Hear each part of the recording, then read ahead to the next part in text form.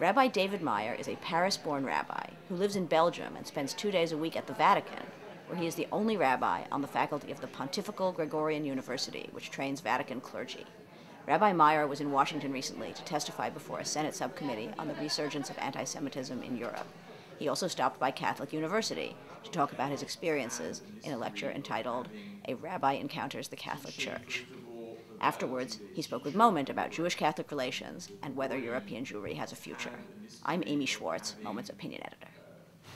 So, you grew up in Paris, and as a young boy, I understand you witnessed the bombing of the synagogue on the Rue Copernic? Yes, that's right. That was in October 1980, and I was just a few weeks before my bar mitzvah.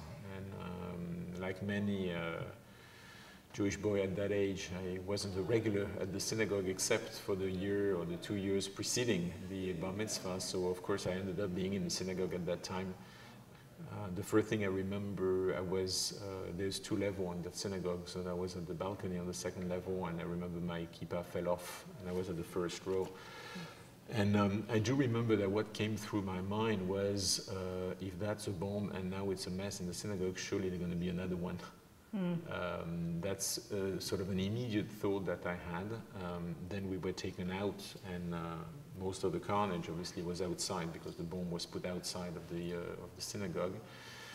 I remember my parents being in a panic because together with my brother we decided to go back home walking, and my parents had heard on the radio and they knew we were in the synagogue, and so they tried to go to the synagogue and they couldn't find us. So that I remember that when we got reunited a few hours later, that had been a few good hours of panic, probably more for them than for us, because we were just under the shock of the attack. And I remember also the 2 striking elements that followed. The first one was massive demonstration in France. I mean, there was, I think, the biggest ever demonstration in Paris of, they say, 1 million people on the street to declare their willingness to fight against anti-Semitism. But equally true, I also remember, of course, the infamous words of the French Prime Minister, who considered that out of the 4 victims, only 3 were innocents, because there was only 1 who was supposed to go into the synagogue. The 3 others were just passing by, so those were the innocent, and the Jew wasn't. So all that is very vivid in my memory, even if it's many years later now. I remember that too. It seems like not the most likely foundation for a life in interfaith relations. How do you get from there to here?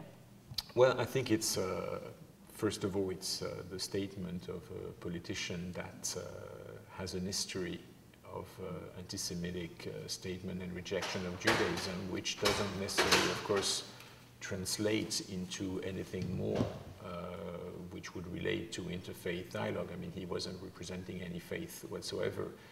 What he was representing was the state, the French Republic, and the question that it begs is not so much, I think, about the interfaith dialogue and the viability of that dialogue, but more about the viability of being a Jew in a country that considers that its Jewish citizens are not innocent. And that's a question that remains, of saying, you know, we cannot just forget what was said. And even I remember when Raymond Barre was his name, died a few years ago, he was interviewed before his death to know, is that really what he meant? And he said, well, that's exactly what he meant, and the whole fuss about it was just due to the Jewish lobby. Oh my.